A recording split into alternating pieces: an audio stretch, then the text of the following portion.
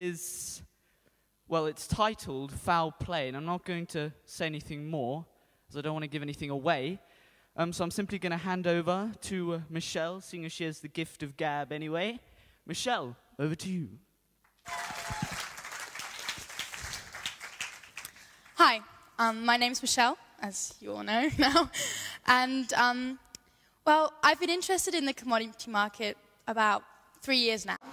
And every time I hear something in the news, or in the radio and TV, I always think about it. And I've come to realize, actually, how badly the LEDCs are being exploited by the commodity market. So, just a quick terminology, I'll be using two abbreviations for poor countries and rich countries, those being LEDCs, less economically developed countries, like Uganda, Congo, and MEDCs, which are more economically developed countries like China, UK, US, etc. So, you might see that the commodity market is something very complicated. So I was thinking about, well, how can I make something like this a bit more understandable? I thought about sports. Everyone likes sports, everyone understands sports, everyone plays sports. So you can see here, just imagine a football game, everything around it. How you're buying players, selling players, changing players. Well, what happens is, all teams stand there and say, oh, we need him, he's massive, he can just run over anything, he can charge, he can throw, he can kick. And obviously only the rich teams, like for example the Patriots, could buy them, because they have the money. And the only thing that the smaller teams can do is buy the smaller, tinier players, who'd obviously just get run over, smacked down by the big ones. So the thing is, that it's just an unfair playing field already.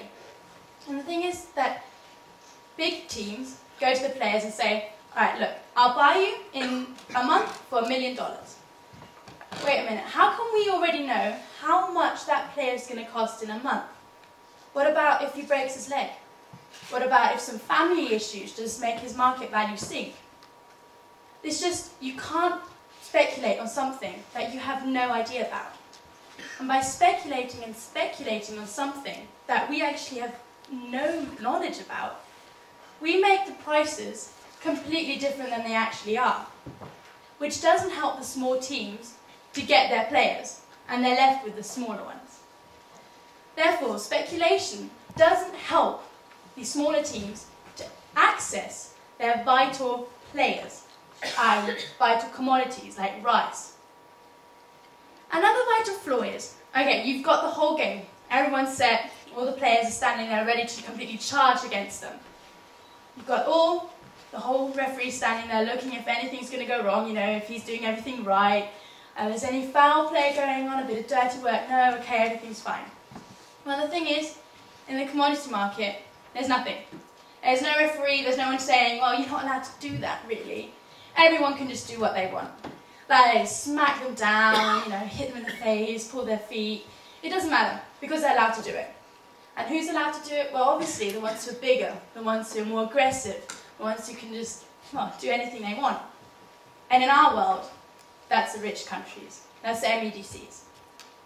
So my idea would first of all be to introduce some regulators. People who look at the commodity market, who can see the flow of buying and selling. If you have those on a private level, on a regional level, and on a global level, you can control it. You could help countries actually gain that accessibility.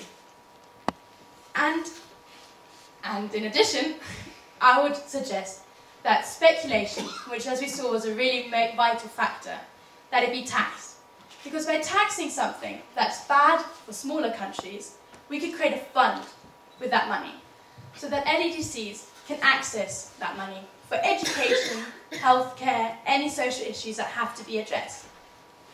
So next time you walk into a supermarket and you see wonderful Uncle Ben's rice, think about it. You are allowed to access it really easy. You can go into the supermarket. But what about other people in other countries? For them, a rice packet like this will never be there. Thank you.